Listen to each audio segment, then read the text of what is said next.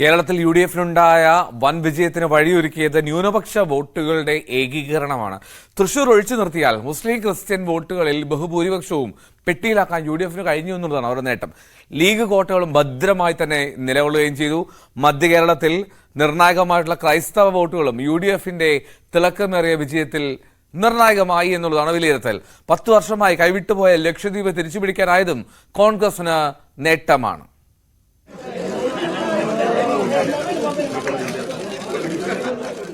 ഇളക്കമില്ലാതെ league കോട്ടകൾ, നെടും തൂണായി മധ്യകേരളത്തിലെ Christian സ്വാധീന മേഖലകൾ.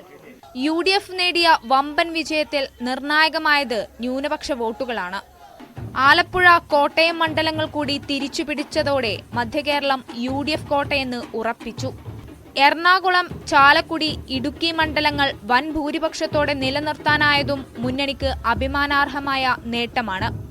കാസർകോടും കണ്ണൂരും വയനാടും വടകരയിലുമൊക്കെ നിർണായകമായ മുസ്ലിം വോട്ടുകൾ ചേർത്തു നിർത്താൻ UDFിനായി.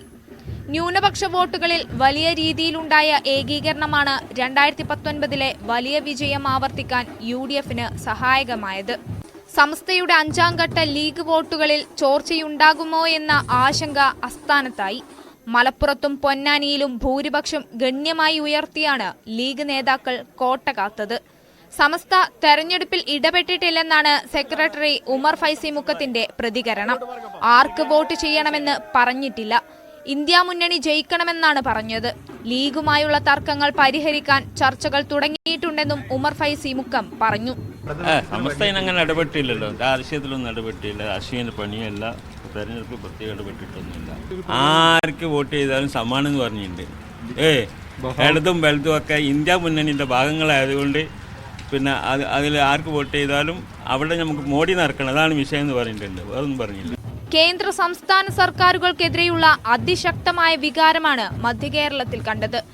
തെക്കൻ കേരളത്തിലും സ്ഥിതി വ്യത്യസ്തമായിരുന്നില്ല. പത്തനംതിട്ടയിൽ ആന്റണിയുടെ ഭൂരിപക്ഷം ഉയർത്താൻ സഹായിച്ചതും ക്രിസ്ത്യൻ മേഖലകളുടെ പിന്തുണ മൂലമാണ്.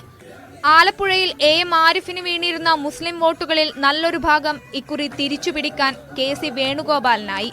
തിരുവനന്തപുരത്ത് ശശി തരൂരിന് ഇത്തവണയും ഏറ്റവും കരുത്തായത് തീരമേഖലയിലെ ന്യൂനപക്ഷ വോട്ടുകൾ തന്നെ. അതേസമയം തൃശൂരിലെ പരാജയം UDFിനെ ഇരുത്തി ചിന്തിപ്പിക്കും. തൃശൂരിൽ ക്രിസ്ത്യൻ വോട്ടുകളിൽ നല്ലൊരു ഭാഗം ഇതാദ്യമായി BJPയുടെ പെട്ടിയിൽ വീണെന്നാണ് തെരഞ്ഞെടുപ്പ് ഫലം വ്യക്തമാക്കുന്നത്. News desk, News 18.